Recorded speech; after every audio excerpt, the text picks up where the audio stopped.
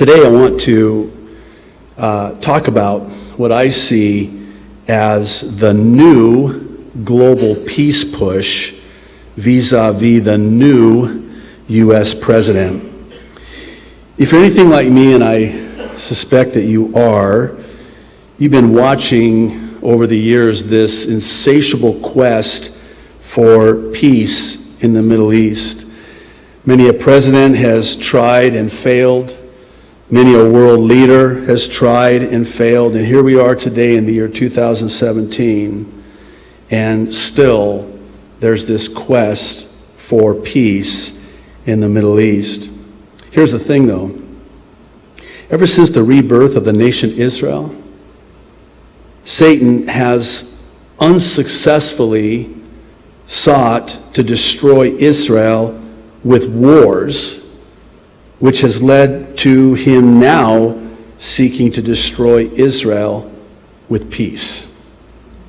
As I was preparing and praying for today's prophecy update, the Lord sort of led me in this direction as it relates to this peace push with Israel being for the purpose of the destruction of Israel.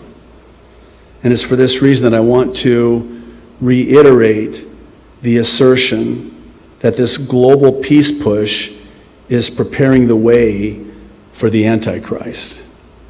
Here we are in the year 2017, and I would argue that we're now racing forward at breakneck speed to sudden destruction via peace and security. I'll begin with this Ynet news report about a meeting taking place between Jordan's king and a Trump advisor concerning this new quote-unquote Mideast peace push. According to the report, Jordan's King Abdullah II and an envoy for President Donald Trump have held talks about reviving long-stalled efforts to reach an Israeli-Palestinian peace deal.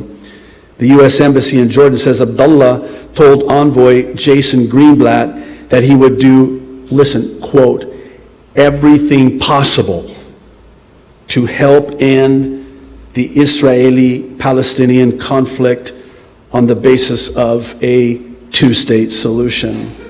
On Thursday, Arut Sheva quoted Jordan's king as saying, there is no, listen, peace or stability, peace and security in the region without a just and comprehensive solution to the Palestinian cause through a two-state solution. King Abdullah added that Jordan, in its historic role as the guardian of the holy Muslim sites in Jerusalem, will not allow any harm to come to the Al-Aqsa Mosque, that's the Dome of the Rock. He warned that any unilateral Israeli move to change the status quo would have catastrophic consequences on the future of the region. Arab leaders said in a statement released at Wednesday's summit that the Arab world is ready to promote a peace agreement with Israel on the basis of the 2002 Arab Peace Initiative. Okay? According to the Times of Israel, Prime Minister Benjamin Netanyahu is not looking to the 2002 Arab Peace Initiative for peace. Rather, he's looking to the new U.S. president in order for peace to be possible with their Arab neighbors. Netanyahu held 5 hours of talks with a senior advisor to U.S. President Donald Trump in Jerusalem, in which they discussed Israeli settlements in the hope of working out an approach that is consistent with the goal of advancing peace and security. The Times goes on to report on how Trump held his first phone conversation with Mahmoud Abbas, and in so doing, invited him to visit the White House. Abbas said that his phone conversation with Trump was constructive, and that the U.S. president had, interesting word, confirmed his full commitment to the peace process. He added, "We will continue to cooperate with Trump in order to arrive at a comprehensive and just peace that will bring security and stability to everyone. At the annual AIPAC policy conference, Netanyahu restated his commitment to work with Trump on the peace process. Let me just quote briefly the Times. Addressing the crowd via satellite link from Jerusalem, Netanyahu talked about his exceptionally warm meeting with President Donald Trump at the White House last month and signaled that the two men were fostering a far better relationship than the one he shared with President Barack Obama, you think? Israel is committed to working with President Trump to advance peace with the Palestinians and with all our neighbors, he said. Jews and Arabs may agree on a newly revived peace push, but they certainly don't agree on how to get there, or perhaps more importantly, who will get them there. The Jerusalem Post published an article about Israeli Defense Minister Avigdor Lieberman suggesting that there was a new peace push afoot.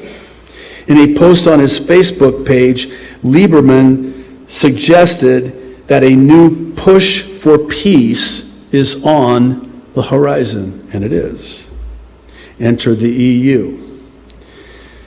In this Times of Israel article, in which they quote the European Union chief as saying that resolving the Israeli-Palestinian conflict remains a, quote, top priority, and that it welcomes the U.S. administration's expressed interest in brokering a peace agreement between the sides. However, the article also goes on to say that after a meeting with Palestinian Authority President Mahmoud Abbas and the EU's foreign policy chief, they addressed reporters and reiterated the EU's principled opposition to Israeli West Bank settlements, which it considers, no surprise, to be illegal under international law.